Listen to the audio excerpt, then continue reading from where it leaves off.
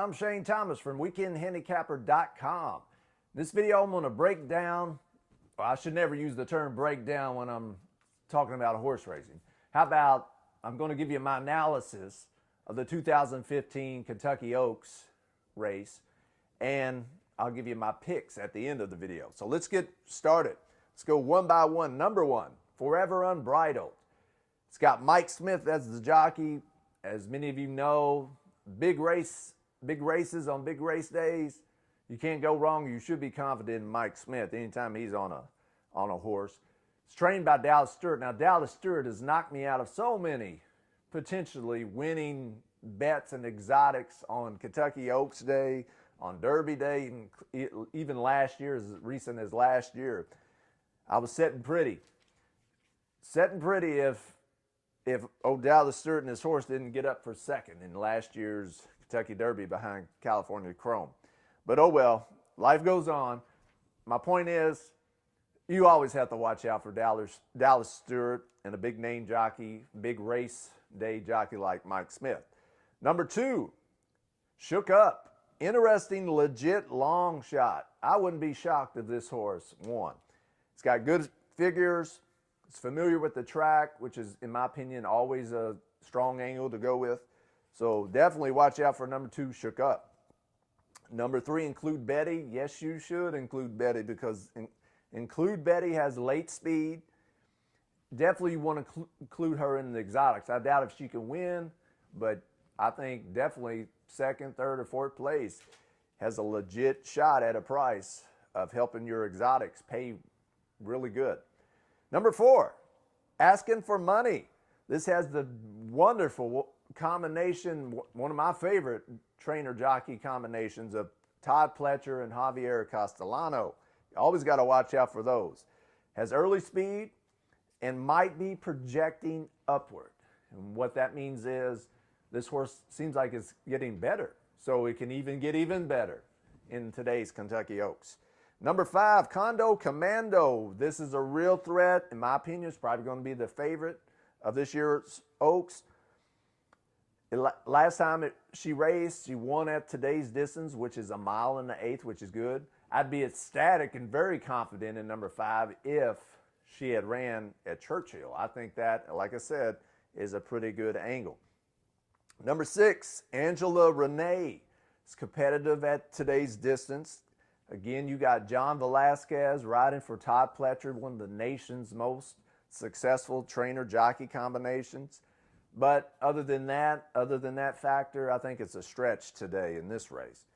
Number seven, Lovely Maria, trained by Larry Jones. Larry Jones, it seems like he always has a pretty good handle on the fillies. And Oaks Day, he seems like he does pretty well. So this one is another one that could keep trending upwards. So keep your eye on number seven, Lovely Maria. Number eight, I'm a Chatterbox. Again, Larry Jones trains this one.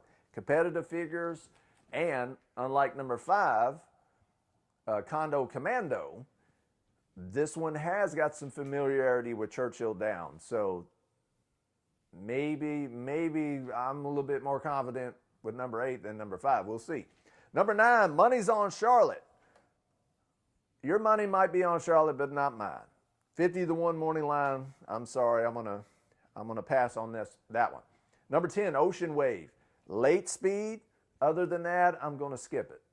If you think Ocean Wave could catch up, close in on the field near the finish line, then play it. But I don't think she can get it done. Number 11, Sarah Sis. Skip it. I see others that are more of a legit factor than number 11. Number 12, Stellar Wind. This one has a late kick, but I'm going to try to beat, especially if she's going to be the favorite. This is a horse that, these kind of horses are what I always look for to try to beat. One, it's coming from California and trained by John Sadler, who does really well in California. Outside of California, my opinion, not so much. So I think this one's vulnerable. So I'm going to try to beat Stellar Wind, especially if it's going to be anywhere near a short price and close to being the favorite. Number 13, Bird at the Wire. This one's very interesting. Has the speed, has the class, has late speed. So, and then it's got Dale Romans, who certainly knows knows his way on how to win at Churchill Downs. So if you're not going to bet Bird at the Wire to win, number 13, definitely include her in your vertical exotics, which are like your exactas, trifectas, superfectas.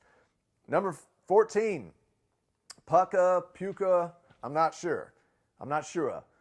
But this one has a nice jockey trainer combination. Junior Alvarado's riding pretty hot now. He's in a zone. Seems like he's pretty confident, so you can't go wrong there. Bill Mott, listen, I think Friday and Saturday, these next couple days, Oaks Day, Derby Day, Bill Mott could have a big weekend. So if you like a horse and you see Bill Mott's the trainer, I would go to the windows. More than likely, Bill Mott might have a lot of winners this weekend. So if you like that horse, other than that, I don't see it. But if you like it, bet it. You're in good hands with Bill Mott. Number 15, also eligible. I don't think it's getting in. If it did, I wouldn't bet it anyway. Piece of more.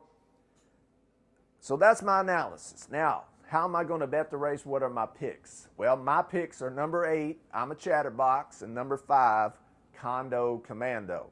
Like I said earlier, just because Condo Commando hadn't been at Churchill, I'm a Chatterbox has. You might give a slight edge to that. But it's Oaks Day. There's no shame in betting both if they're both good prices. And I'm certainly going to include both of them in my vertical exotics.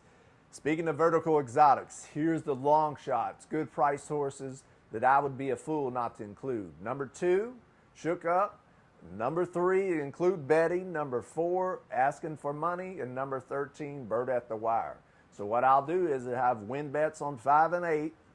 Then I'll have all these exotics combinations underneath, certainly including nice price horses like 2, 3, 4, and 13.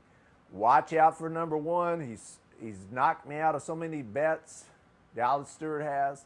So you might want to include that one as well. Whatever you do, have a wonderful Oaks Day. This is a wonderful Oaks race, unlike last year where we had Untappable. It was a no-brainer, so what you had to do was figure out second, third, or fourth place. This one's wide open. Anybody's ball game, which to me as a die-hard true handicapper, that's what I like. The more tough the field, the more challenging the field, the more enjoyable it is for me, because it feels like that much more of a challenge and an achievement when you win, which brings me to this. When you win a tough competitive race, naturally the prices are a lot better than a no-brainer race is. So you can tend, if you're right, can really make out really well on a race like this. So good luck to you. I'd love to hear who your picks are, how you feel about this race. Feel free to leave a comment or email me at theweekendhandicapper.com. Check out my site. And until next time, happy handicapping and smart wagering, and good luck on the 2015 Kentucky Oaks.